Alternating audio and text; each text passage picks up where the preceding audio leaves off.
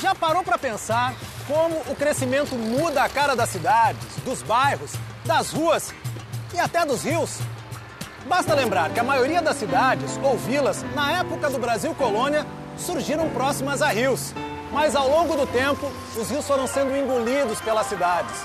Na capital, por exemplo, quase todos os rios estão canalizados. Poucos, como o Pinheiros e o Tietê, ainda estão ao alcance das nossas vistas. Mas seguem seus cursos, cercados de asfalto, prédios, indústrias e milhares de carros que circulam pelas suas marginais.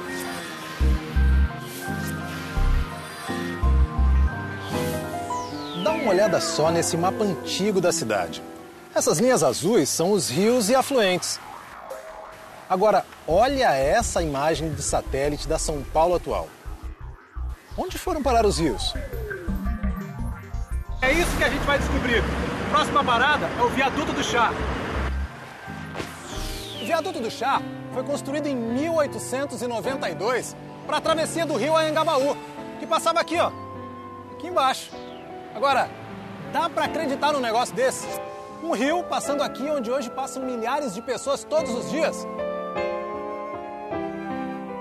O rio Anhangabaú nasce na Vila Mariana, passa pela Avenida São João, Vale do Anhangabaú e deságua no rio Tamanduateí, na altura da 25 de março. Boa parte do percurso é feita por canais embaixo das linhas de metrô.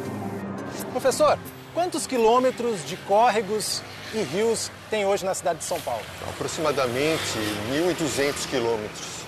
1.200 quilômetros. Isso é, se fosse emendar um curso d'água atrás do outro, emendar um riozinho no outro, daria mais de metade da distância de São Paulo até Salvador.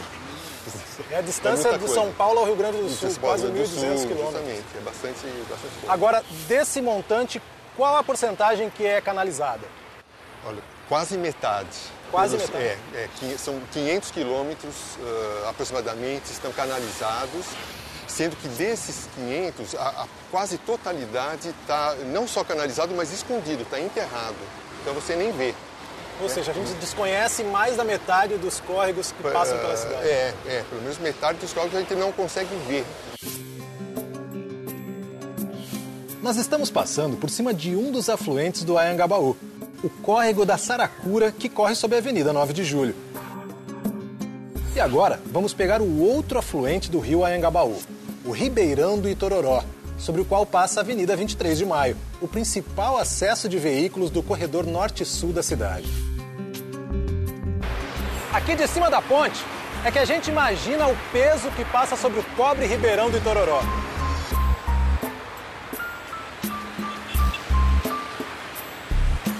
Vamos ver se as pessoas sabem que tem um ribeirão lá embaixo do asfalto? Você sabia que aqui embaixo passa um ribeirão? Não sabia. Que rio que é esse, Tororó? Nunca ouvi falar. Era um riozinho pequeno, quase um córrego, né? Sério? Lá tinha até gente que criava cabra. E parte da minha família tomava leite de cabra toda manhã lá.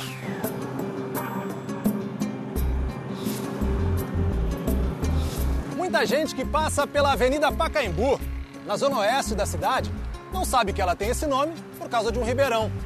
Os índios Tupi-Guarani, primeiros habitantes dessa região, chamaram de Pacaembu, que significa o atoleiro. O atoleiro hoje também corre por baixo do asfalto. São Paulo é assim, a gente percorre os rios de carro.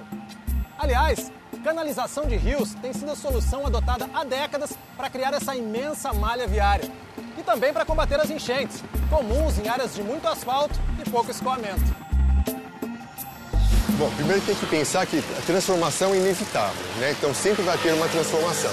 Agora, essa transformação para causar menos impacto, ser menos negativa, nós teremos que pensar em reservar faixas nas laterais dos córregos para permeabilidade, também para permitir que as pessoas cheguem até perto dos córregos, né? E com isso tem uma relação mais afetiva com ele, né? E não ver só aquilo como um cano de esgoto.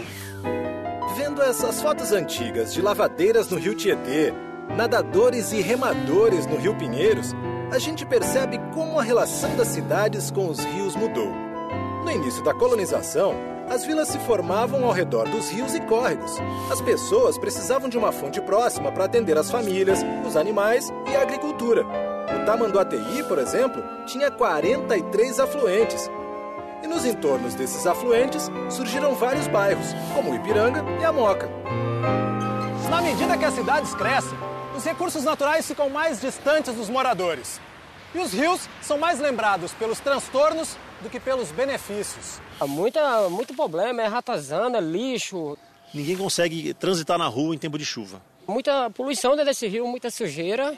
Sempre que chove em tempo de verão, alaga 60 centímetros, 50 a 60 centímetros, já alagou essa rua aqui. O processo de expansão urbana, o processo de produção da cidade, não deixa muitas alternativas para uma população de baixa renda, locais que eles possam situar. Então vão situar nos locais menos privilegiados e que as margens do rio estão entre elas exatamente por esses problemas. E essa população ocupa e isso gera problemas sociais, problemas sanitários para essa população, gera um empobrecimento da experiência urbana na medida em que as pessoas deixam de enxergar os rios como parte da cidade. Aí isso traz também um dispêndio muito maior de recursos tentando sanear ou minimizar esse problema.